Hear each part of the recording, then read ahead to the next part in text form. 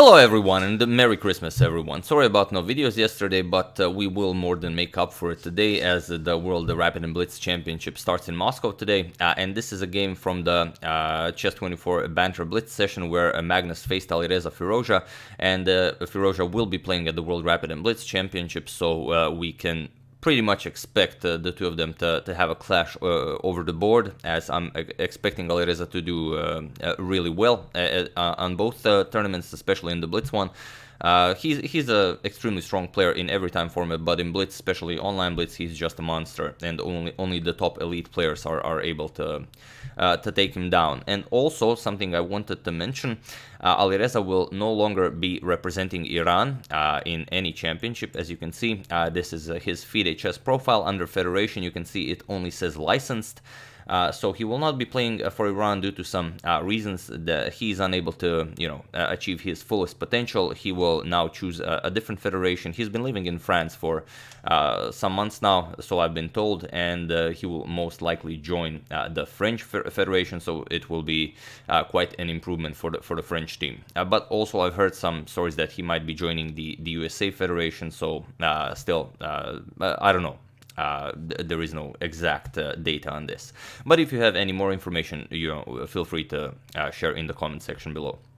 So that being said, it's an interesting game from the Carlsen's Banter Blitz on Chess24. Let's check it out and see what we might expect in over-the-board competition, although quite unlikely as it is a wild game.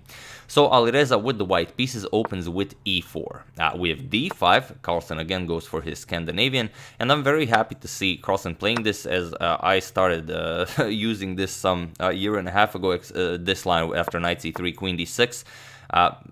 Thought it might be a nice surprise instead of something like queen back to d8 or a5, and I've had some decent results with this line, so I'm very happy to see that it's definitely usable. d4, we have knight to f6, h3, and now a6. Black has a pretty standard idea. You want to play queen d6, knight f6, a6, knight to c6, and develop the bishop to f5 and castle queenside. White will most likely castle kingside, and then it's an active game for black, which is everything you can hope for. With a4, just preventing further expansion on the queen side. Also, some future rook lifts might be possible. We have knight to c6 by Magnus and knight to f3 now. We have bishop to f5, so everything the same. White will have to play something really different for you not to go for this setup.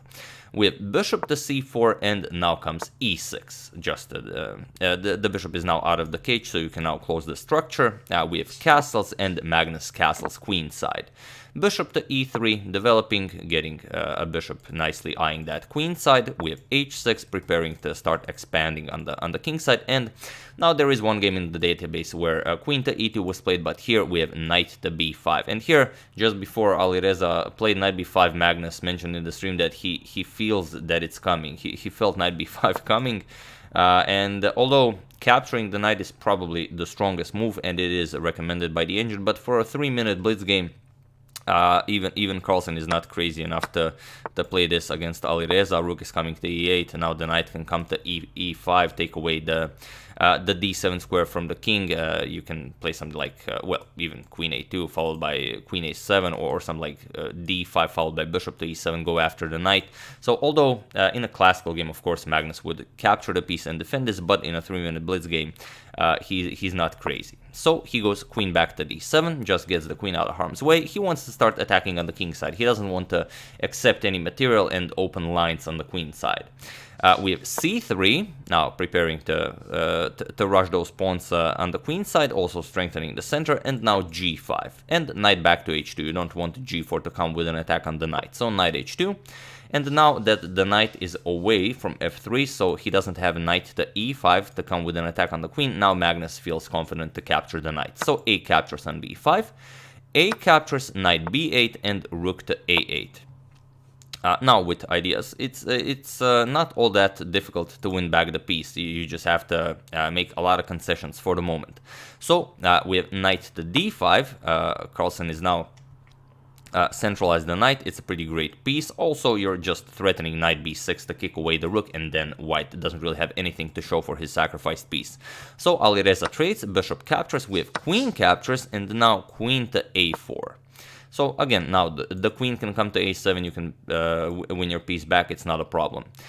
Bishop to d3. Also, the queen from a4 prepares c4 to dislodge the black queen from such a nice central square. So bishop d3 attacks the rook and also prevents c4. And here Alireza just goes a knight to g4, offers a rook to Magnus, and Magnus doesn't take it. Magnus doesn't want to see knight to f6 because it comes with an attack on the queen, and also it takes away the d7 square from the black king, so queen a7 could be an issue.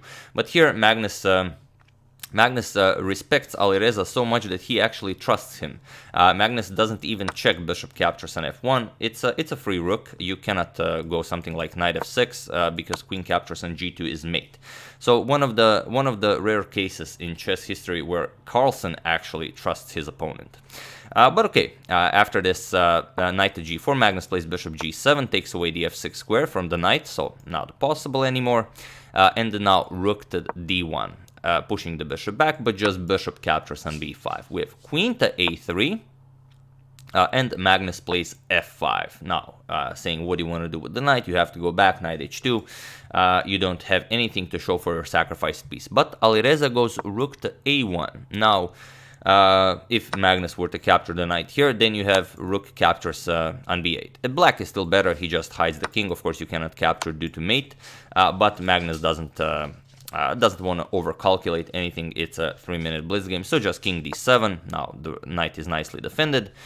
We have knight e5 check. The knight has to go somewhere. We have bishop captures, and now d captures, and knight to c6 now, attacking the rook here. Rook captures on d8, we have rook captures on d8, and now b3. Preparing c4 to try win back some material, because now you're just down a piece and you don't have anything to show for it. Rook d1 unfortunately is not possible.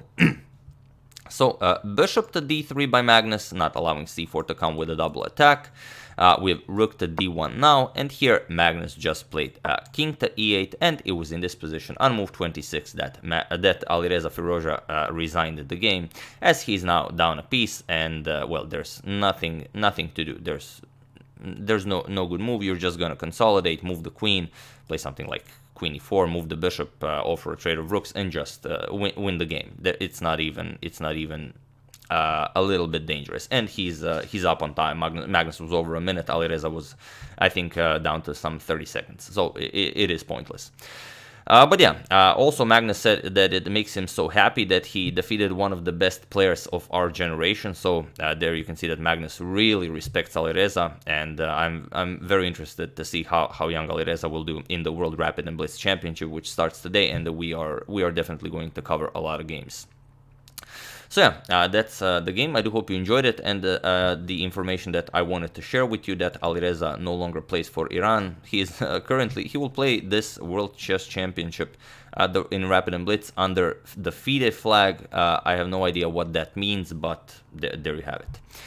So yeah, I would also like to thank Tommaso Bruni, Mark W, Simon Servilla, Doug McNabb, and Edward Baker for your contribution to my channel. Thank you a lot, I really appreciate it. As usual, you can check 2 of my previous videos here. Thank you all for watching, and I will see you soon. For the next 5 days, we are covering the World Rapid and Blitz Championship, and then we are starting our next big saga.